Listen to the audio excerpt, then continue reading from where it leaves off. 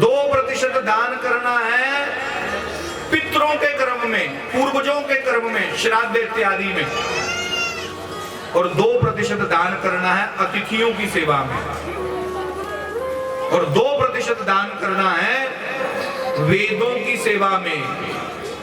जहां वेद विद्यालय चलते हों, गुरुकुल चलते हों, वहां दान करना। अब कोई भी प्रश्न कर सकता है कि भैया इन्हीं 5 जगह क्यों करना?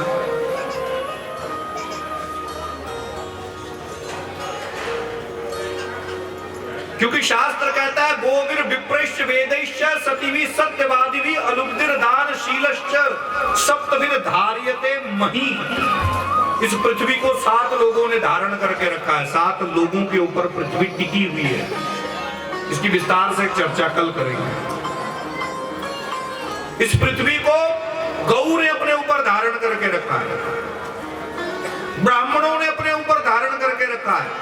ये नहीं कि सर के ऊपर, तेज के बल पे, आकर्षण बल पे पृथ्वी खड़ी है ना, तो आकर्षण बल कौन पैदा कर रहा है? कहा यज्ञों के बल पे। धर्म अतिथि होता है अतिथियों के बल पे। इसलिए 5 जगह दान करना चाहिए। 2% गौ, 2% ब्राह्मणों यानी वेदों की सेवा में, 2% हवन यज्ञ में। इसलिए यज्ञ बार बार करने चाहिए। कई तरह के यज्ञ होते हैं। एक यज्ञ अग्नि में दिया गई आहुति को कहते हैं, एक यज्ञ भगवान कहते हैं कि प्राणी मात्र के मुख में दी गई आहुति को कहते हैं, जिसे हम लंगर कहते हैं, वो भी यज्ञ है। अब क्यों करना? क्योंकि कहते हैं जब व्यक्ति धन कमाता है तो धन कमाने में अनेक प्रकार के पाप होते हैं। आप कल्पना करो, आप कहते हैं जी मैं मांस नहीं खाता। क्यों नहीं खाते भाई? क्योंकि कह रहे कि किसी प्राणी को मार करके खाना तो पाप है। हाँ, कहा पाप है, निश्चित पाप है। किसी भी प्राणी को मार करके खाना ये बहुत बड़ा पाप है, पीड़ा होती है। मगर खेती करते समय कितने करोड़ लाख हजार जीव जंतु हम मार देते हैं, बताइए। जब हम हल चलाते हैं तो मरते हैं कि नहीं मरते? और जब हम उसमें पानी डाल देते हैं खेत में तो जीव जंतु मरते कि नहीं मरते? और फिर जीव जंतुओं को मारने के लिए ही हम दवाई डालते हैं। खेती करते समय हम हल चलाते हैं,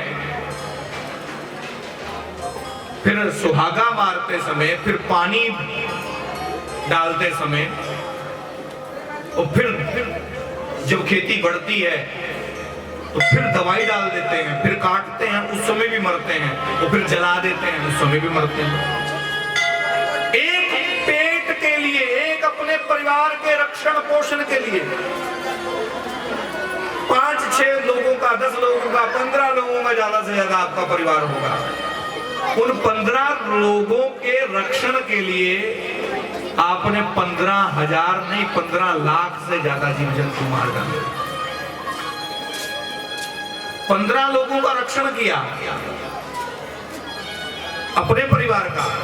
वैसे तो खेती आप हजारों लोगों के लिए करते हैं, इसमें कोई दो राय नहीं, मगर उसके बदले में अनेक जीव जंतु मार देते हैं। अब बताइए, एक तरफ तो रक्षा कर रहे हैं थोड़े लोगों की और मार ज्यादा जीव जंतुओं को रहे हैं। ये पाप कहाँ इकट्ठा हो रहा है? हो रहा है कि नहीं हो रहा? कोई खड़ा होकर कह दे जी मैं पाप नहीं करता, क्योंकि मैं खेती नहीं करता इसलिए मैं पाप नहीं करता। तो कहा भैया तुम इस पृथ्वी पर चलते होगे, एक ही जगह बैठे रहते हो? कहा नहीं मैं चलता हूं। तो कहा जूती के नीचे, चप्पल के नीचे कितने जीव जंतु मारते हो? क्या उनका जीने का अधिकार नहीं है? पानी भरते समय, भोजन बनाते समय घर में जीव जंतु मरते हैं कि नहीं मरते? झाड़ू लगाते समय, पोछा मारते समय माताएं बहनें, जीव जंतु मरते हैं कि नहीं मरते? तो बताइए ये पाप कहाँ इकट्ठा हो रहा है? कहीं तो इकट्ठा हो रहा होगा। कहते जी पाप का घड़ा भरा था, फूट गया, राम नाम सत्य हो गया। अक्सर पापों का घड़ा कैसे भरता है, यही ये विधि बता रहा हूं। झाड़ू मारते समय पानी जहां भरा जाता है, चाहे पानी जहां से निकाला जाता है वहां, भोजन बनाते समय अनेक प्रकार की हत्या हो जाती है, अनेक प्रकार के जीव जंतु हमसे मरते हैं। खेती करते समय एक किसान से लाखों जीव जंतुओं की हत्या होती है, मगर इसके बिना रहा भी नहीं जा सकता। अब हर व्यक्ति सोचे कि मैं खेती करना कल से बंद कर दूं, तो भैया खाओगे कहां से? अन्न का दाता तो किसान ही है। कहा इसीलिए 10% उनके रक्षा के लिए भी दान करिए। कहा कैसी रक्षा? कहा जब पहली फसल होती है तो पहली फसल का पहला हिस्सा हम सबसे पहले धर्मार्थ के लिए निकालते हैं। सभी लोग निकालते हैं, निकालते कि नहीं निकालते? एक बोरी, आधी बोरी, जिसकी जितनी खेती, उसी हिसाब से उसका हिस्सा निकाल देता है। 10वां हिस्सा निकाल के साइड पे रख देना चाहिए, क्योंकि इसको पैदा करने में मैंने अनेक जीव जंतु मारे। अब उस 10वें हिस्से को 2% यज्ञ में दान करना चाहिए। क्यों दान करना चाहिए? कहा यज्ञ से धुआं होगा। यज्ञाद भवति पर्जन्या, पर्जन्याद अन्न संभवा, अन्नाद भवति भूतानि, यज्ञ कर्म समुद्भवा। गीता में भगवान कहते हैं कि यज्ञ करने से धुआं होता है और उस धुएं से बादल बनते हैं और बादल से वर्षा होती है, वर्षा से अन्न होता है, वर्षा से वनस्पतियां होती हैं। हवन करने मात्र से धुआं होगा, धुएं से वर्षा होती है।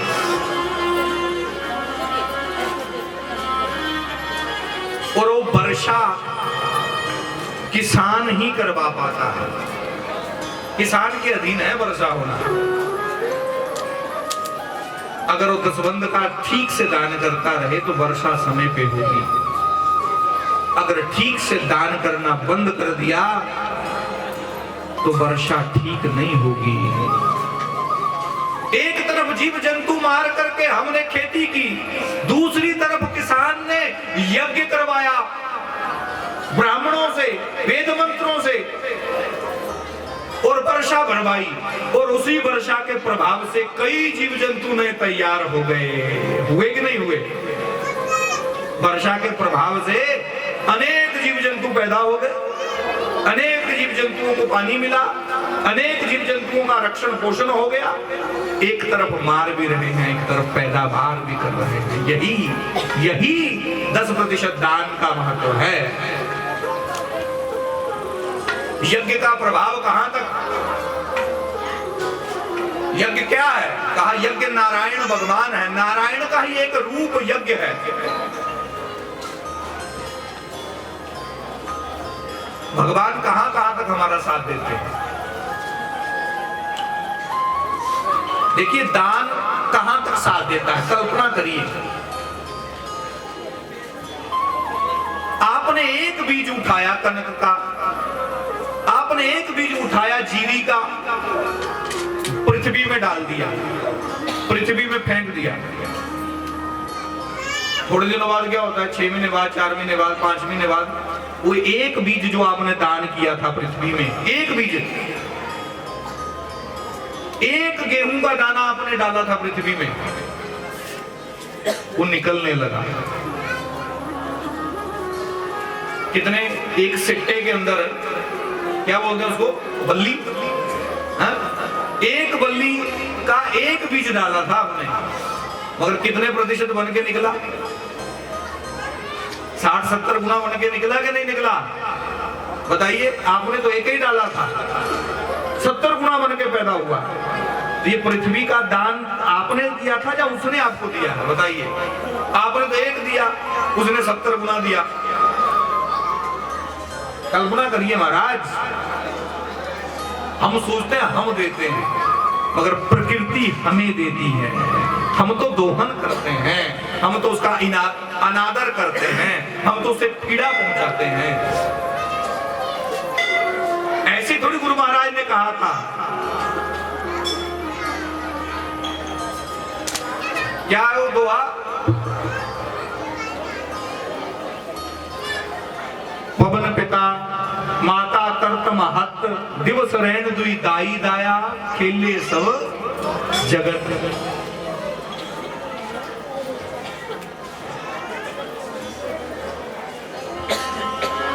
हमने भूमि की पृथ्वी तत्व में, पृथ्वी एक तत्व है, उसमें एक बीज डाला, उसने हमें कितना दिया? 70 गुना। और यज्ञ जो है वो 5 तत्वों को ठीक करता है। जल को भी ठीक करता है, भूमि को भी ठीक करता है, आकाश को भी ठीक करता है, अग्नि को भी ठीक करता है। आप सोचिए, ये हवा जो बह रही है, अगर ये बहना छोड़ दे तो आप बच पाओगे? इस हवा को सुरक्षित कैसे किया जाएगा? ये 5 तत्वों में एक तत्व है हवा, वायु।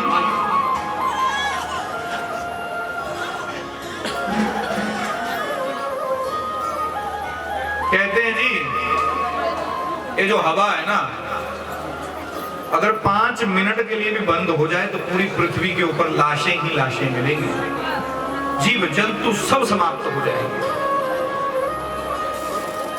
यहां तक साथ देती है वायु आपका। किसी की थोड़ी सी श्वास कम हो जाए तो डॉक्टर कहता है वेंटिलेटर पे चढ़ाना पड़ेगा,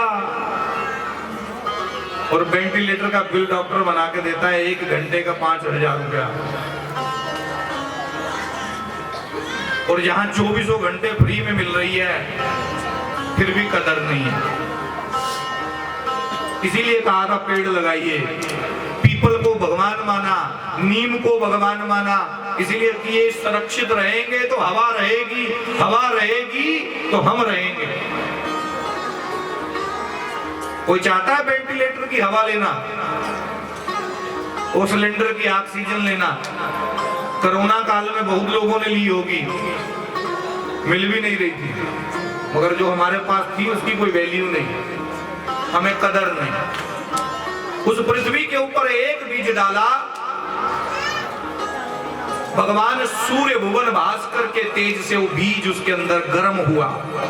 पृथ्वी की कोख में उस जन्म ने, उस बीज ने अंकुरित हुआ, धीरे धीरे बढ़ने लगा, धीरे धीरे बढ़ने लगा, बढ़ने लगा। सूर्य ने उसको पकाया, उसे वृद्धि को प्राप्त किया। चंद्रमा ने उस बीज के अंदर रस पैदा किया।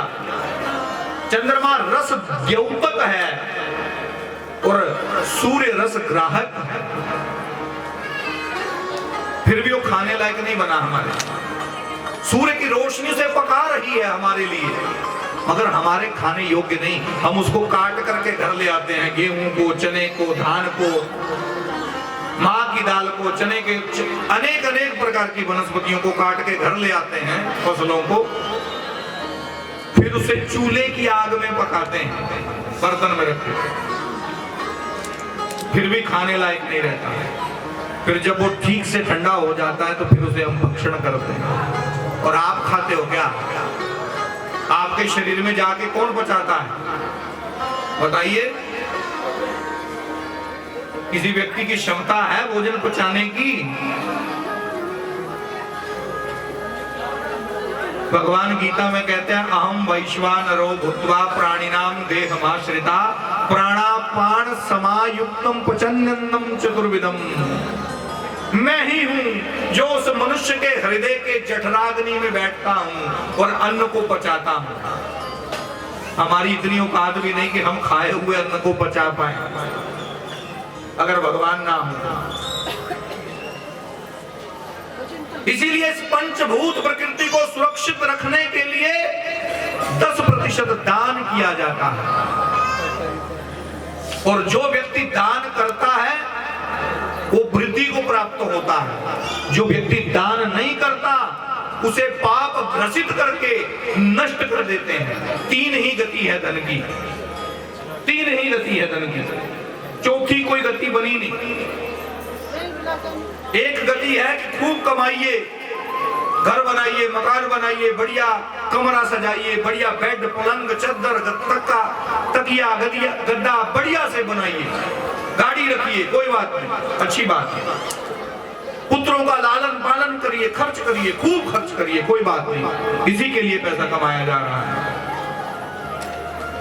और दूसरी गति पैसे की बताई, दान करिए, दान करिए, दान करिए, कमाइए, खाइए, दान करिए। तीसरी गति कौन सी? तीसरी गति आपके हाथ में नहीं है मित्र। 3 गति है धन को खत्म करने की। चाहे तो खा के खत्म करिए, चाहे तो दान करके करिए। तीसरी गति भगवान ने अपने पास रखी हुई है। कौन सी गति है तीसरी धन को नष्ट करने की? कहा जी रास्ते में जा रहा था, एक लोता बेटा था, एक्सीडेंट हो गया, मर गया। ये आपके हाथ में था क्या? हैं? खत्म हो गया ना धन। कहा जी मैं रास्ते में जा रहा था, एक्सीडेंट हो गया, टांग टूट गई, 10 लाख रुपया लग गया जी, खत्म। अचानक कोई रोग पैदा हो गया शरीर में, डॉक्टर ने बिल बना के दिया, देखो जी 15 लाख 20 लाख रुपया खर्चा आएगा, इस रोग को ठीक करना है। तो अपने हाथ से गिन गिन के देते हैं, लीजिए डॉक्टर साहब लीजिए। खत्म हुआ कि नहीं हुआ? किसी का बेटा नशेड़ी गंजेड़ी बंगेड़ी जुआरी निकल जाए तब भी धन समाप्त हो जाता है। ये ईश्वर के हाथ में। अच्छी संतान देना आपके हाथ में नहीं है, अच्छा शरीर देना ईश्वर के हाथ में। उस शरीर में कोई रोग ना होना ये भी भगवान के हाथ में। आप सुरक्षित रहे ये भी भगवान के हाथ में। अगर आप ही बिगड़ गए तो भगवान भी 2 कदम पीछे हो जाते हैं। ठीक है, तू कितना बिगड़ना चाहता है, एक बार बिगड़ के दिखा, फिर मैं संभालूंगा। लास्ट में सब छीन लेता है, राजा को रंक बना देता है और रंक को राजा बना देता है। लोग कहते हैं मेहनत करके मैंने कमाया, मैंने मेहनत की। ये ऐसे नियम कानून क्यों बनाए गए कि दान करो? कहा मेहनत से कुछ नहीं मिलता, कुछ भी नहीं मिलता मेहनत करने से। कर्म करना अधिकार है मनुष्य का, करना ही पड़ेगा, उसमें बंधा हुआ है वो। मगर मेहनत करने से नहीं मिलता महाराज, ये भूल चूक से बाहर आ जाइए। हमारा शास्त्र कहता है भाग्यम फलति सर्वत्र नच विद्या नच पौरुषम। ना किसी की कोई विद्या काम आती है, ना कोई उसकी कोई मेहनत काम आती है। भाग्य में होगा तो मिल जाएगा और भाग्य में नहीं है तो मिला हुआ भी चला जाएगा। कैसे? अगर मेहनत से मिलता तो मुझे बताइए, उदाहरण के तौर पे बताइए। अगर किसी को पैसा मेहनत करने से मिलता तो एक मजदूर के घर में अभी अभी एक बच्चा पैदा हुआ और एक बच्चा अडानी और अंबानी के घर में पैदा हुआ, एक पैदा होते ही करोड़ अरबपति बन गया, एक पैदा होते ही बेचारा मजदूर का बेटा है, कई बार तो इलाज कराने के पैसे भी नहीं होते, इलाज के बिना ही मर जाता है। और अगर अंबानी या अडानी का बेटा बीमार पड़ गया तो करोड़ों रुपए खर्च हो जाएंगे, करोड़ों का मालिक है पैदा होते ही। तो बताइए इन दोनों ने कौन सी मेहनत की थी? उस मजदूर के घर में जो बच्चा पैदा हुआ उसने क्या मेहनत की कि वो मजदूर के घर में हुआ, और जो अमीर के घर में पैदा हो रहा उसने क्या मेहनत की थी कि अमीर के घर में पैदा हुआ। कहा हाँ उसने मेहनत की थी। कहा कौन सी? कहा पूर्व जन्म में की थी। कहा कौन सी? कहा सतपात्र दानात् भवेत् धनाढ्यो। धनाढ्यभावात् करोति पुण्यम पुण्य प्रभावान् त्रिदिवं प्रजाति पुनरैर्धनाढ्यो पुनरैव दाता। सतपात्र को धर्म स्थान पे धर्मालय में दिया हुआ दान, गौ सेवा में दिया हुआ दान, सत्संग में दिया हुआ दान, यज्ञ में दिया हुआ दान, लंगर में दिया हुआ दान और अपने तीर्थ क्षेत्रों को बनाने में दिया हुआ दान व्यक्ति को दिन प्रतिदिन बड़ा बनाता है, धनाढ्य बनाता है और अमीर होता जाएगा और अमीर होगा और दान करेगा और जब उसका शरीर शांत हो जाएगा तो स्वर्ग चला जाएगा।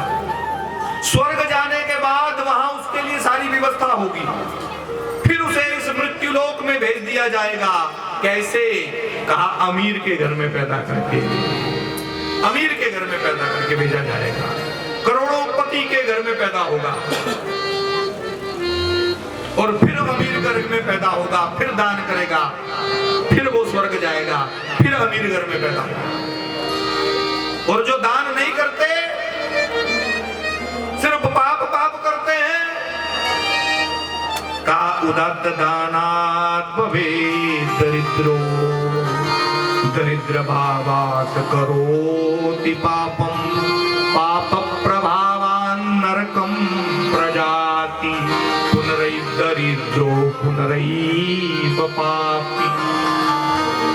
जिस व्यक्ति ने अपने जीवन में कभी दान नहीं किया वो दिन प्रतिदिन दरिद्र होता जाता है, पाप बढ़ता जाता है, रोगी हो जाता है, तेजहीन हो जाता है, गरीब होने लगता है और गरीबी के प्रभाव में और पाप कर्म करता है। पाप के प्रभाव से वो नरक में चला जाता है। वो नरक के प्रभाव में जब वो उसके वहां लेखा जोखा पूरा हो जाता है तो फिर उसे किसी गरीब घर में पैदा कर दिया जाता है। गरीब होना कोई बड़ी बात नहीं, मगर जीवन को गरीबी में जीना बड़ी बात है। गरीब कौन? दरिद्र कौन? कहा जो विशाल तृष्णाएं। गरीब वही है जो दान नहीं करता, जो 100 रुपए भी कमाता है 10 रुपए दान कर दे तो मुझसे बड़ा अमीर कोई नहीं है महाराज। और जो लाखों रुपए कमा करके हजारों रुपए भी दान ना करे वही गरीब है, वही दरिद्र है, वही लोभी है, वही अहंकारी है, उसी की मति मारी है। अपने जीवन को सुरक्षित रखने के लिए ही दान देना है। ये प्रकृति आपसे कुछ नहीं लेती, बदले में बहुत कुछ देती है। आपके घर में बिजली लगी होगी, लगी कि नहीं लगी? हाँ? लगी है तो मीटर भी लगा होगा। वैसे तो 200 यूनिट 300 यूनिट फ्री कर दी है सरकार ने, मगर फिर भी मीटर लगा है तो बिजली का बिल भी आता होगा। और जिस दिन बिजली का बिल नहीं भरते तो 1-2 महीने बाद बिजली वाले आते हैं और मीटर काट के ले जाते हैं। अरे फ्री की बिजली फूकता है, चल पैसा जमा कर। हमने थोड़ी सी बिजली जलाई, एक ट्यूबलाइट जलाई, पंखा जलाया, फ्रिज जलाया तो बिजली का बिल आने लगा, बिजली वाले आने लगे। और भगवान भुवन भास्कर सूर्य ठीक सुबह उदय हो जाते हैं और ठीक समय पे अस्त हो जाते हैं। कभी सूर्य लोक से कोई बिजली का बिल आया क्या? सोचिए अगर सूर्य किसी दिन उदय नहीं हो तो ये हम जीवन जी पाएंगे? और किसी दिन अस्त ही ना हो, बिजली का तो कट लग जाता है, भैया आज मंगलवार है, आज बिजली का कट, तो तब भी जीवन चल जाता है। बिजली के बिना बिजली नहीं भी रहेगी तब भी जीवन चल जाएगा। जब नहीं थी तब क्या जीते नहीं थे? मगर सोचिए अगर एक दिन सूर्य भगवान कहे कि भैया अब हम छुट्टी, आज हम नहीं उदय होंगे, सारे सोए ही रह जाएंगे। और अगर किसी दिन उदय होने के बाद कहेंगे भैया आज हम डूबेंगे नहीं, आज हम ऐसे ही रहेंगे, अंधेरा होगा ही नहीं, तब भी हम नहीं रहेंगे। जैसे सूर्य का उदय होना और अस्त होना हमारे जीवन के लिए लाभकारक है, मगर सूर्य भगवान कोई हमसे पैसा नहीं मांगते, हमसे कोई कुछ आशा भी नहीं करते। सूर्य रस ग्राहक है, सूर्य को कोई दोष नहीं होता है, बस प्रार्थना करनी और सूर्य को सुरक्षित रखने के लिए यज्ञ करना है, दान करना है। ऐसे ही सूर्य चमकते रहे, ऐसे ही हवा बहती रहे, ऐसे ही हमारी पृथ्वी माता सुरक्षित रहे, ऐसे ही तेज बना रहे, इसीलिए दान किया जाता है मित्र। और अगर ये सुरक्षित रहेंगे तो हम भी सुरक्षित रहेंगे, प्राणी मात्र सुरक्षित रहेगा। क्योंकि 84 लाख योनियों में 83,99,999 योनियां, एक योनि के बारे में बता दो कि ये धन कमाती है, बताइए। 84 लाख योनियां हैं, 83,99,999 योनियां, कोई एक योनि का नाम बताइए कि ये धन कमाती है, भैया कमाई करती है, नौकरी करती है, करता है कोई क्या? 83,99,999 योनियां कोई कमाई नहीं करती, फिर भी भूखी नहीं मरती हैं। और हम एक योनि इतना कमाते हैं, फिर भी पेट नहीं भरता है, फिर भी पेट नहीं भरता। और कमाऊं, धोखा दूं, फरेब करूं, लालच करूं, फिर भी पेट नहीं भरता। इसीलिए दान जो व्यक्ति देता है उसका जीवन सफल होता है, वो आदर्श पुरुष बनता है। ये कथा जहां बैठ करके आप श्रवण कर रहे हैं, इसके लिए बड़ी व्यवस्था बनानी पड़ी। ये ज्ञान यज्ञ है, यज्ञ में दान करना बताया ना, तो ये ज्ञान यज्ञ चल रहा है। आपको शिक्षा देने का यज्ञ, आपको समझाने का यज्ञ, आपके कल्याण करने का यज्ञ। इस यज्ञ को करने में अनेक प्रकार के खर्चे हुए हैं। ये व्यवस्था जो दिख रही है सब खरीद के आती है महाराज, कहां से आई? आप ही लोगों ने दान दिया होगा। ये जो विद्वान ब्राह्मण लोग आए हैं, आपके लिए आए हैं, इनको भी कुछ पत्रम पुष्पम चाहिए होगा, कौन देगा? आप ही लोग देंगे। ये जो व्यवस्था कर रहे हैं, ये मंदिर कर रहा है, खेड़ा कर रहा है, ये भी ठीक रहे, बना रहे, व्यवस्थित रहे। यहाँ ठीक दूध की, दही की, घी की, अन्न की, कमरों की आवश्यकता है, कौन देता है? आप ही लोग तो देते हैं। इसीलिए आप सब पुण्यात्मा हैं। जो देते हैं वो सब पुण्यात्मा, जो नहीं देते वो उनसे भी ज्यादा बड़ी पुण्यात्माएं हैं, मगर पुण्यात्माएं हैं, देना ही पड़ता है। इसीलिए नंद बाबा ने प्रचुर मात्रा में दान दिया है। याचका नैव याच्यन्ति मोदयन्ति गृहे गृहे, दीयताम दीयताम नित्यम अदातुर्गतिरीदृशी। वो जो भिखारी मांगने के लिए आता है ना, भिखारी भीख मांगने के लिए आते हैं, घर में मांगने के लिए आते हैं कुछ लोग, वो मांगने नहीं आते महाराज। जो आपके घर में मांगने आता ना, भैया ये दे दो, भैया वो दे दो, भिखारी भीख मांगता है, अरे भीख दो, भीख दो, भीख दो, 1 रुपया दो, 2 रुपया दो।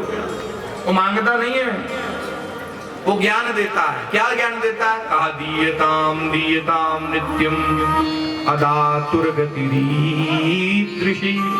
अरे दान करो, दान करो, अगर दान नहीं करोगे तो मेरे जैसे भिखारी बन जाओगे। वो ज्ञान देता है। इसलिए दान करना बहुत महत्व है। नंद बाबा ने बहुत दान दिया। अचानक गोपों ने आपस में सलाह की कि भैया दान तो हो गया, मगर टैक्स भी जमा करना है, सरकार को टैक्स देना है। उस समय के टैक्स लेने वाला राजा कौन? कंस था। छोटे छोटे राजा कंस को जाकर के टैक्स जमा करते थे। इसीलिए नंद उत्सव में ऐसे खोए नंद बाबा कि टैक्स देना भूल गए। अचानक किसी ने याद कराया तो मथुरा में जाकर के टैक्स देने के लिए पहुंच गए। उधर जैसे ही कंस ने सुना कि मेरा काल कहीं और जन्म ले चुका है, मुझे मारने वाला देवकी का पुत्र कहीं और ब्रजमंडल में जन्म ले चुका है, उसने बड़ी एक सभा बुलाई, बड़े बड़े राक्षस बुलाए, बड़े बड़े प्रेत बुलाए। उसमें अगासुर, बगासुर, धेनवासुर, पूतना नाम की राक्षसी आई। सबने सभा बुलाई, कहा कि देखो मेरा काल कहीं और जन्म ले चुका है, उसे मैं कैसे मारूं। सलाहकारों ने कहा कि देखो इस ब्रजमंडल के अंदर 2 महीने के अंदर अंदर जो बच्चे पैदा हुए हैं और 2 महीने बाद जो पैदा होंगे उन्हें सबको मार देना चाहिए, सबकी हत्या कर देनी चाहिए। जो 2 महीने पहले पैदा हो गए और 2-3 महीने आगे पैदा होंगे, सबको मार देना चाहिए। ब्रजमंडल के अंदर जो जो पैदा होगा उसे मारते जाएंगे, इसी से आपका काल भी मर जाएगा। कंस की बुद्धि खुल गई, हाँ ये ठीक कह रहे हो, इसीलिए उन छोटे बालकों को मारो। कैसे मारोगे? पूतना राक्षसी ने कहा कि मैं मारूंगी। कहे तुम्हारा इतना विकराल रूप, तुम इतनी कुरूप दिखती हो, कैसे मार सकती हो तुम? मैं मार डालूंगी। कैसे मारोगी? कहा मैं बड़ा सुंदर रूप धारण करके जाऊंगी, अपने स्तनों पर जहर लगा दूंगी, बच्चों को दूध पिलाऊंगी, बच्चों को पालना में छोड़ करके भाग जाऊंगी। हाँ ये काम ठीक है। पूतना को नियुक्त किया गया, जाओ बाल घातनी बच्चों को मारो मारो। पूतना वहां से निकली, बड़ा दिव्य श्रृंगार कर लिया पूतना ने, बड़ी सुंदरी लगने लगी, बड़ी सुंदर साड़ी पहनी है, हाथ में कमल लिया हुआ है, 6 फुट लंबी हाइट है उस पूतना ने बना ली अपनी। मानो एक साक्षात लक्ष्मी जैसी देवी कोई आ रही हो। घूमते घूमते घूमते वो ब्रजमंडल पहुंच गई, बच्चों को दूध पिलाती